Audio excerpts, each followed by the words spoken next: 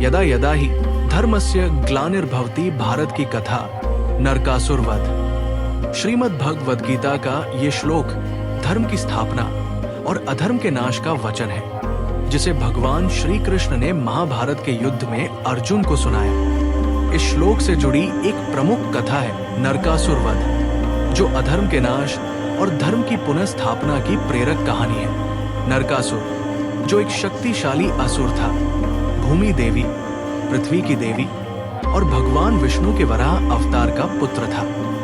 दिव्य वंश में जन्म लेने के बावजूद नरकासुर अहंकार और अधर्म के मार्ग पर चला गया। उसने भगवान ब्रह्मा से ये वरदान प्राप्त किया था कि उसे केवल उसकी मां भूमि देवी ही मार सकती है। इस वरदान ने उसे और भी क्रूर और अत्याचारी बना दिया। उसने स्वर्ग पर आक्रमण कर देवताओं को पराजित किया और उन्हें अपमानित किया। नरकासुर ने अदिति, जो देवताओं की माता थी, के कुंडल छीन लिए और उनका राज्य छीन लिया। उसने विभिन्न राजाओं की 16,100 स्त्रियों को बंदी बना अपनी दासी बना लिया।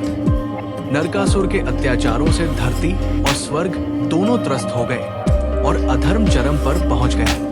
नरकासुर के अत्याचारों से त्रस्त होकर देवताओं ने भगवान विष्णु के अवतार श्री कृष्ण की शरण ली। उन्होंने नरकासुर के अपराधों और अत्याचारों के बारे में बताया। श्री कृष्ण ने आश्वासन दिया कि वो नरकासुर का अंत करेंगे और धर्म की पुनः स्थापना करेंगे। श्री कृष्ण ने नरकासुर का वध करने के लिए अपनी पत्नी सत्यभामा, जो स्वयं भूमि देवी का अवतार थी, को अपने साथ लिया। श्री कृष्ण जानते थे कि ब्रह्मा के वरदान के कारण केवल भूमि देवी ही नरकासुर को मार सकती थी। सत्यभामा की उपस्थिति इस कार्य में निर्णायक थी।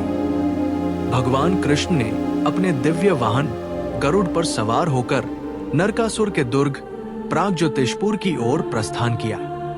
ये दुर्ग असुरों के जादुई शक्तियों और रक्षकों से घिरा हुआ था। श्री कृष्ण ने अपने दिव्य शस्त्रों से नरकासुर के जादुई दुर्ग को नष्ट कर दिया। उन्होंने असुरों के सभी जालों और सुरक्षा तंत्रों को तोड़ दिया। उनकी सेना को पराजित कर वो नरकासुर के किले में प्रवेश कर गए। नरकासुर क्रोध से भरकर श्री कृष्ण के साथ युद्ध करने लगा। वो एक शक्तिशाली योद्धा था और उसने अपने घातक शस्त्रों का उपयोग किया। युद्ध अत्यंत भयानक था। उसकी तीव्रता से धरती और आकाश कांप उठे। युद्ध के दौरान नरकासुर ने एक ऐसा प्रहार किया जिससे श्री कृष्ण चोटिल हो गए। ये देखकर सत्यभामा ने धनुष उठाया और श्री कृष्ण के संकेत पर नरकासुर पर हमला किया। भूमि देवी के अवतार के रूप में सत्यभामा ने नरकासुर को अपने तीरों से मार गिराया, जिससे ब्रह्मा का वरदान भी सत्य हुआ। मृत्यु के समय नरकासुर ने अपनी गलतियों का एहसास किया और श्री कृष्ण और सत्यभामा से क्षमा मांगी। उसने श्री कृष्ण को परमात्मा के रूप में स्वीकार किया और अपने पापों के लिए पश्चाताप किया।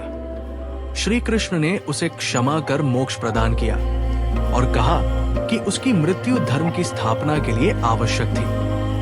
नरकासुर के मारे जाने के बाद श्री कृष्ण ने उन 16,100 स्त्रियों को मुक्त किया जिन्हें नरकासुर ने बंदी बना रखा था। समाज में उनकी मान प्रतिष्ठा बनाए रखने के लिए श्री कृष्ण ने उन सभी से विवाह किया। ये दर्शाता है कि श्री कृष्ण न केवल धर्म के रक्षक थे, बल्कि कमजोर और पीड़ितों के भी सहायक थे। श्री कृष्ण ने अदिति के कुंडल वापस कर दिए और उनका राज्य पुनः स्थापित किया। देवताओं और पृथ्वी पर फिर से शांति और संतुलन लौट आया।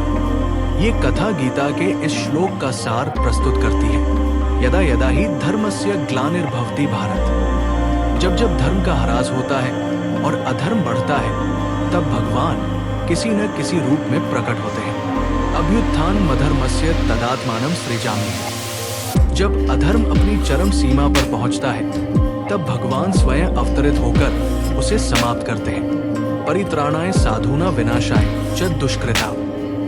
श्री कृष्ण ने न केवल नरकासुर जैसे दुष्ट का नाश किया, बल्कि निर्दोष और पीड़ितों की रक्षा भी की। धर्म संस्थापनार्थाय संभवामि युगे युगे। भगवान हर युग में धर्म की स्थापना के लिए अवतरित होते हैं।